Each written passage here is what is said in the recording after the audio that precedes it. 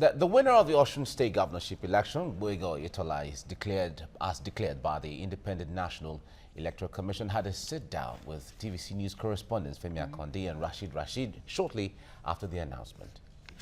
We have here the governor-elect joining Rashid and I in an exclusive interview. Congratulations, sir. Thank you very much. A little biting experience for, of course, all you and your supporters. And this moment, a hard-fought victory for you, sir. How does it feel? Well, first of all, I thank God for actualizing his promise. I thank the people of the state for the confidence they reposed in me. I thank the members of our party for doing a wonderful job, both during the campaign and the election proper. I thank the security agencies for ensuring that they maintain peace, law and order. I thank the royal fathers for their overwhelming support in their various communities. It's been quite very challenging. It was a lot of moments of not being too sure of what will play out. An election was done. And I want to say this, let me put it on record. That election that was conducted on the 22nd of September, we won squarely. Save for the fact that a number of these cancellations were done. So there would have been no need for a rerun. But because we believe in democracy, we decided to agree to a rerun. Again, we believe we are the most popular party. The government has done very well. The government has done very well. And my own something is to ensure the continuity of those wonderful things. Continuity in terms of renewal of infrastructure, continuity in terms of education facilities, continuity in terms of health care program, continuity in terms of security, continuity in terms of a lot of welfare programs for our people. So it's been quite a moment that we'll always remember. A lot of expectations, combinations, permutations. Now I must again thank the coalition parties that have decided to join me in ensuring that I ultimately, win the election. So I think it's been more gratitude to the people, the voters, the party members, and the good people of the state. All right, sir. Looking at your emergence, or even when the news filters into town, that you will be contesting for the governorship ticket of your party, you were seen as an underdog, right from when your ambition, filtered into town, to the primaries, to the conduct of the election itself, where everybody thought all hope was lost, until when that rainbow just came up. How do you think this experience is going to shape your administration when you are sworn in? Well, one thing is that once I make up my mind that I want to pursue a particular objective, I go for it. It took me time to want to decide on running. But the moment I made up my mind I was going to run, I got clearance from the people that I should really ordinarily ask for clearance. I didn't have any doubt in my mind that I'm going to win. And I put in everything to it. And that's the same way I've been part of running this administration. As the chief of staff, I was seriously involved in the policy formulation, implementation of our programs. So once I set up my mind that this is what I want to do, I go for it. And so even in terms of the administration, I want to say that I'm seriously committed to ensuring that will take the state to the next level in terms of transformation agenda in the areas of infrastructure, like I said, education, security, welfare programs, support to the elderly, youth engagements and empowerment, support to the women in terms of trade, and then support to even our students, particularly those who that are indigent, that may not afford to be able to pay their school fees. These are some of the things that I believe we will see happening as a continuity of what we've been doing. Okay, Your Excellency, this election, you will agree, divided people, of course, in the state, the voters across party lines. It was a hard-fought, keenly contested election. Look at the margin even before the supplementary election was rescheduled. Now, some people are saying, how magnanimous will you be in victory? In terms of course, we know that some nerves have been frayed. How would you reach out to the other camps to ensure that you have all hands on deck? Well, like I said, I'm going to be running an all-inclusive participation governance. So that means I want everybody to be on board. I'm not the governor of APC. I'm the governor of the state. So I expect everybody to join me in moving that state forward. So I'll be quite willing to ensure that all stakeholders are brought on board to ensure that we have the same objective of taking our state to another level. So it's going to be an all-inclusive participatory governance. All right, sir. One of the qualities which was being touted by your followers during the run-up was the fact that you are a finance expert. You've had over 30 years in the private sector before coming to the public sector, with running up to 8 years now. Yeah. The belief of the people in and outside Osun State is the fact that the outgoing government has created some sort of elephant. In terms of infrastructure, you know, the elephant has to be fed every now and then, that the infrastructure on ground in Osun State should be made use to have an economic turnaround for the state. And as the governor always say that he has built the foundation that you are coming in to build, how are you going to build the economy of the state? With the scarce resources available. Well, thank you. One has to be very creative. We've done reasonably well in infrastructure. But let me tell you, the DK infrastructure is so huge that it has to continue to be renewed. Most of the roads were fixed some 20, 30 years ago. So you must continue to fix the roads. Most of the places when I went for campaign, they were hammering on the issue of their roads. However, I believe this is the time to now seriously look at the infrastructure economy. We can't do any serious thing on the economy without adequate infrastructure. So we need to leverage on what we have done on infrastructure to then build on the economy. And part of what I'll be looking at is to see the areas of agriculture. This is an agrarian state. In the areas of tourism, in the areas of mineral resources, in the areas of agrarian industries, particularly in the area of agriculture, to build a value chain.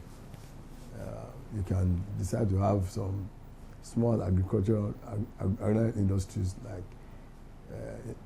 processing plant where you can convert cassava to starch and ethanol.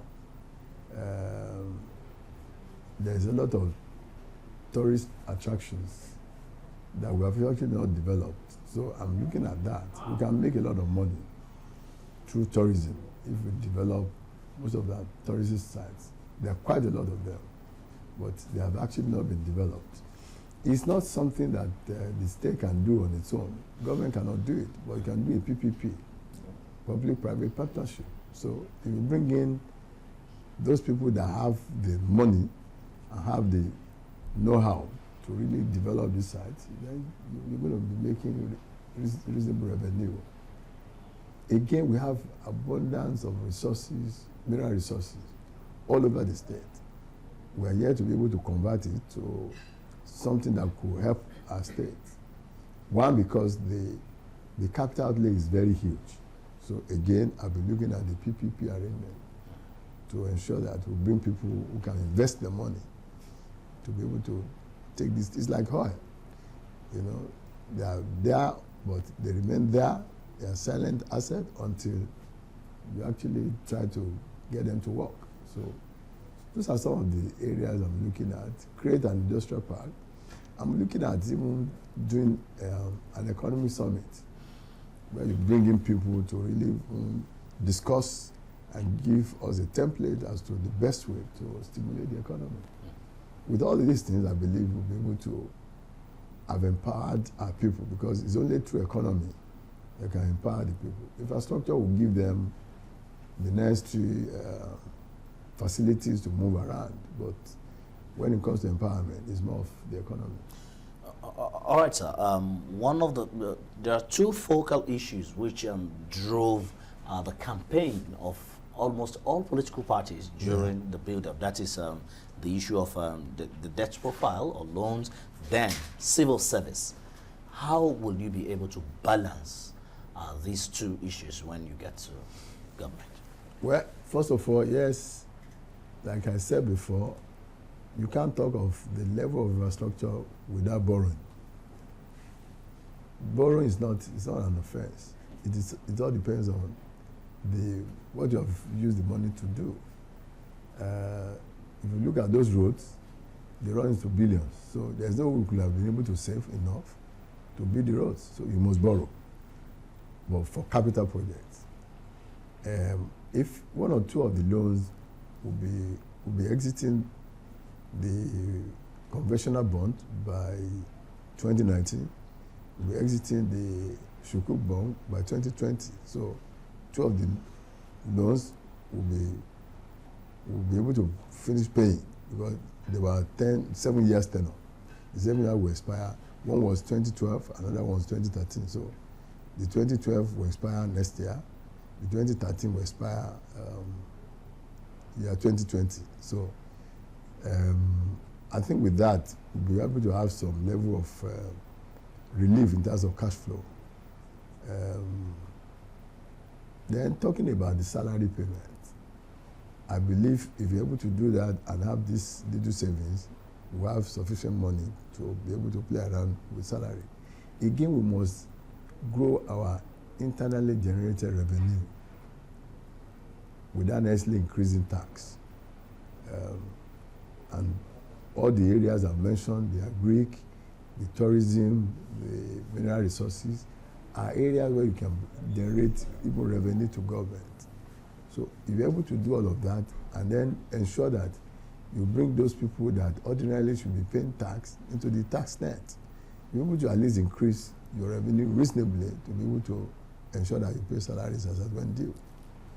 I believe with that, we'll be able to at least manage our resources in a manner that will allow us to pay our salary and pensions as at when due. Your Excellency, some people have said that there is a high concentration of infrastructure in Osogbo, the state capital, and some other areas feel neglected. And of course, even this election also brought to bear some infrastructure problem, road connection, because even voting materials could not get in, reporters, observers, and everything. Movement was very difficult because of the bad road network. And people are saying now, in the hinterlands outside the state capital, will there be an equitable distribution of resources? Yeah, thank you. First of all, the Osogbo thing is understandable. Osogbo is the capital of the state. So it must be given preference as the state capital. Having said that, I believe that our rural areas must be developed. We should not emphasize on urban renewal. It should be rural and urban renewal. So I'll be paying attention to the rural areas as well. It's important. That's even the only reason we can avoid this usual rural-urban migration. So I'm for development of the rural areas. All right, sir. Still on economy. Yeah. We know that you have a different framework which you're going to use in executing your policies. but you will have one very dear program to your heart, which you would want to see come to fruition. What is that program, and can you just give us a little elaboration on that? Well, virtually all the programs I have in mind are very important. What the key objective is the empowerment of the people. So any program that will allow us to be able to empower the people is something I will go for. And when I talk of empowerment of the people, I'm looking at the women, the youth, the students, the artisans, name it. Once you're able to empower the people, in fact, the essence of governance is actually the welfare of the people and security. Yeah. So most of the program must be tailored towards the welfare of the people and then security. So those are the things that my own administration standpoint will revolve around. Empowerment of the people. So every other program we are going to design must have that singular objective of empowering the people. All right, sir. Let's talk politics a little bit. Okay. You said it earlier that the journey was a little bit tumultuous. Yeah. Yeah. At a point, you had to make new friends. You needed some level of coalition. At a point, if we want to say it in the parlance of between the 1979 and the likes, it's going to be the government of national unity, where you bring in those who are able to align with your views about governance. Do you think this was reached while you were reaching out to these new friends, and how do you think it's going to shape up your government?